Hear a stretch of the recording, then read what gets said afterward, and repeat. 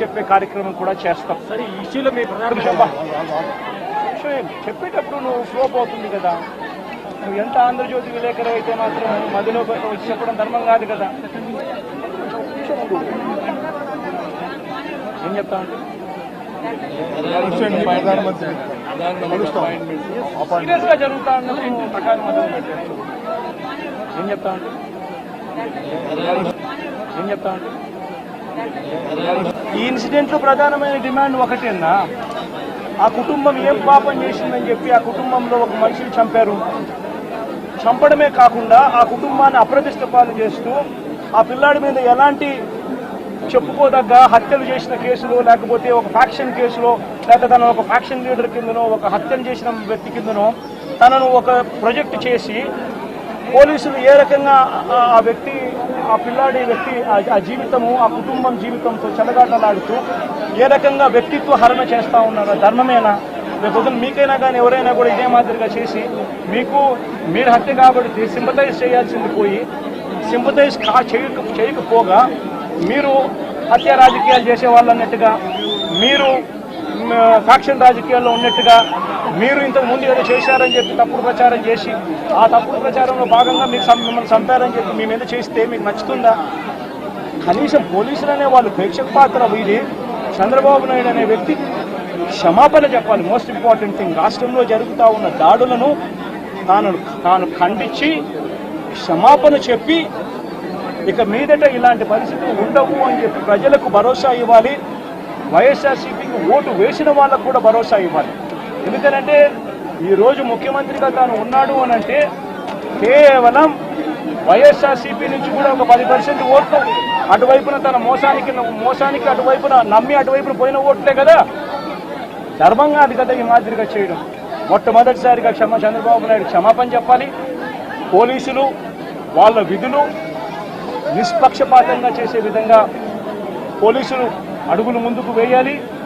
ఇవన్నీ జరిగే దానికోసమే ఒత్తిడి తీసుకొచ్చే కార్యక్రమంలో భాగంగా ఇవన్నీ చేస్తారు. అంటే అతనికి ఎక్కడ ఏం మాట్లాడాలో తెలియనంత మనస్తాపానికి గురైపోయినాడు, మనస్సు చెలించిపోయింది, ఒక సైకో అయిపోయినాడు.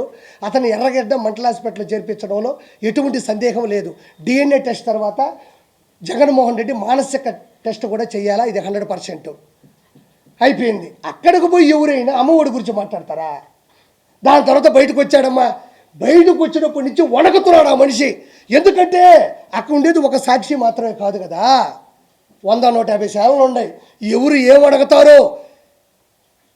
ఏమడగతారో ఏది అడిగితే మనం సమాజం చెప్పండి టకటకటకి పెట్టేశాడు అంతే. ఇంకా టకటక 1 by 1 వెళ్తున్నాడు. ఇది తప్పు. కళ్ళు మూసు కళ్ళు తెరిస్తే మన ప్రభుత్వం వచ్చేస్తుంది.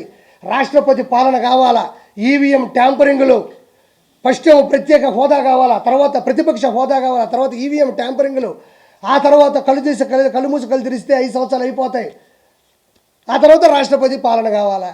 పెట్టుకున్నాడు, చదువుకుంటూ వెళ్తా ఉన్నాడు. పాపం ఎవరో ఒక వ్యక్తి వచ్చి మధ్యలో సార్ అన్నాడు, నువ్వు ఆంధ్రజ్యోతి అన్నాడు. సార్ అంటే మొహం చూసిన తర్వాత కింద చూస్తే కదా ఆంధ్రజ్యోతి ఏదో తెలుస్తుంది. గబక్క నీది ఆంధ్రజ్యోతి అనే అతని మీద సీరియస్ అయిపోయినాడు. ఎందుకు సీరియస్ అయిపోయినాడు? అతను ఒకటి ఉన్నాడు, అది రాసుకుని అతను పంపించేసేయాలి. మీరు మధ్యలో క్వశ్చన్ అడిగితే మీరు ఏం క్వశ్చన్ అడతారు తెలుసా? సార్ మాచర్ల నియోజకవర్గంలో గుండ్లపాడు అనే గ్రామంలో తోటా చంద్రయ్యని జై చంద్రబాబు ఉన్నారని కట్టం కోసేశారు, అప్పుడు మీరు ఎందుకు పరామర్శించలేదు అని మీరు అడగతారని భయంతో మీ మీద కసురుకున్నాడు. అమర్నాథ్ గౌడిని ఒక 10వ తరగతి చదువుతున్న కుర్రాడు వాడు అక్కను పట్టుకొని ఏదో తప్పుడు మాట్లాడి ర్యాగింగ్ చేస్తే తట్టుకోలేక నిలదీస్తే కిరోసిన్ పోసి కాల్ చేస్తే మీరు ఎందుకు పరామర్శించలేదని మీరు అడగతారని భయపడ్డాడు. అనంతబాబుని ఒక ఎమ్మెల్సీ తన డ్రైవర్ సుబ్రహ్మణ్యం చంపి డోర్ డెలివరీ చేస్తే ఆ రోజు మీరు ఎందుకు వచ్చి పరామర్శించలేదని మీరు అడగతారని భయపడ్డాడు. సొంత బాబాని గొడ్డలు పెట్టుకుని ఎర్రగంగిరెడ్డి, దస్తగిరి, వీళ్ళందరూ సునీల్ కుమార్ ఎవడో యాదవ్ కావచ్చు, అవినాష్ రెడ్డి కావచ్చు, ఒక 5-6 మంది అక్యూజులు కలిసి మీ బాబాని చంపేస్తే ఆ రోజు కూడా మాట్లాడి వెళ్ళిపోయావు, కానీ కన్నీళ్లు మీరు ఎందుకు పెట్టలేదని మీరు అడగతారని చెప్పేసి ఆ వ్యక్తి భయపడిపోయాడు. లేకపోతే ప్రెస్ వాళ్ళు అడిగే క్వశ్చన్లకి ఇవ్వడం నా బాధ్యత.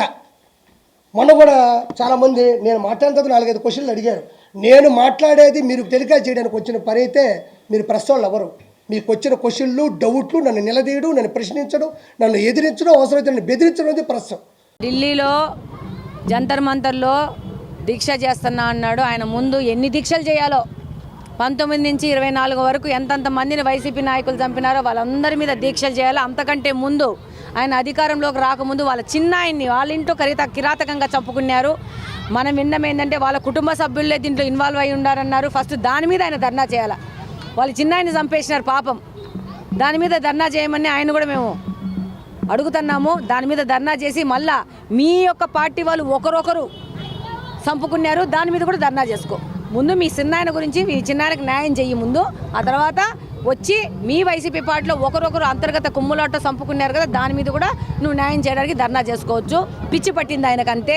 ఇంకా ఖాళీగా ఉన్నారు కదా అన్ఎంప్లాయిడ్ పీపుల్ అంతా రోడ్ల మీద పడేసి ఏదో చేసేస్తే ఏదో అవుతుంది అనుకుంటున్నాడు.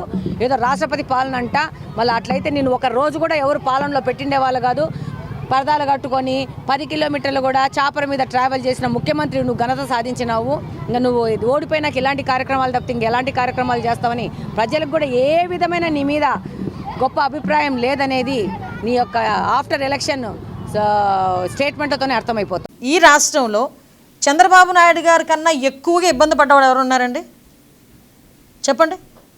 చంద్రబాబు నాయుడు గారు ఉన్న స్టేచర్కి చంద్రబాబు నాయుడు గారి కన్నా ఎక్కువ ఇబ్బందులు పడ్డ వాళ్ళు ఎవరైనా ఉన్నారా? లేదు లేదు, మీరు ఒకటే నో నేను ఒక మాట చెప్తున్నానండి.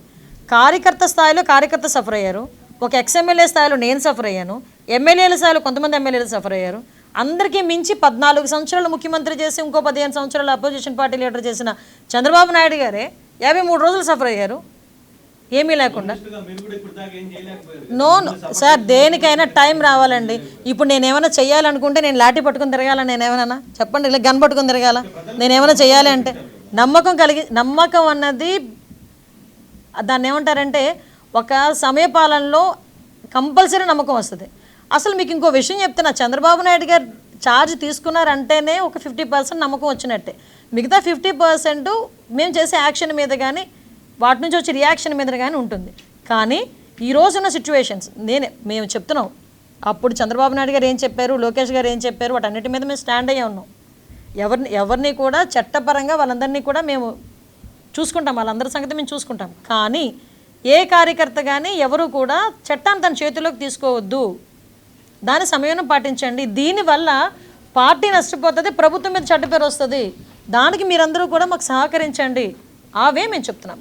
సార్ కూడా లాస్ట్ టైం చెప్పారు, ఏదైతే మైనర్ల మీద జరుగుతున్న వాటి మీద ఇమీడియట్గా ఫాస్ట్ ట్రాక్ కోర్ట్స్ కూడా పెట్టి, స్పెషల్ కోర్ట్స్ కూడా పెట్టి తొందరగా జడ్జిమెంట్లు వచ్చే కార్యక్రమాన్ని కూడా, అంటే వితిన్ 2-3 మంత్స్లో.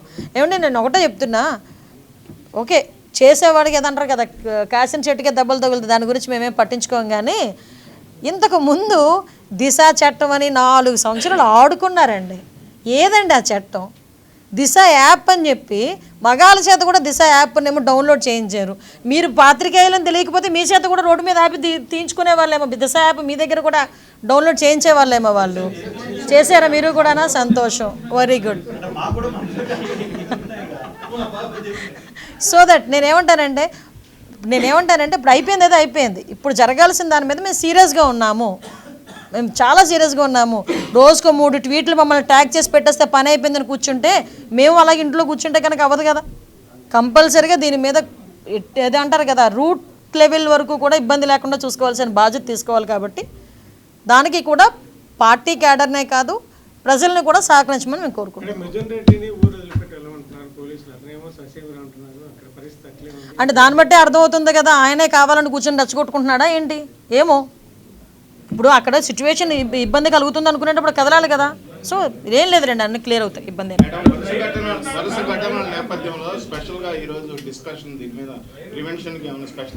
ఏం లేదండి. అసలు యాక్చువల్గా ఈరోజు మీకు అందరికీ తెలుసు, ఒక వైట్ పేపర్ రిలీజ్ అనుకున్నా, మీది అసెంబ్లీలో తీసుకుంటాం. ఎందుకంటే చాలా సీరియస్ ఇష్యూ.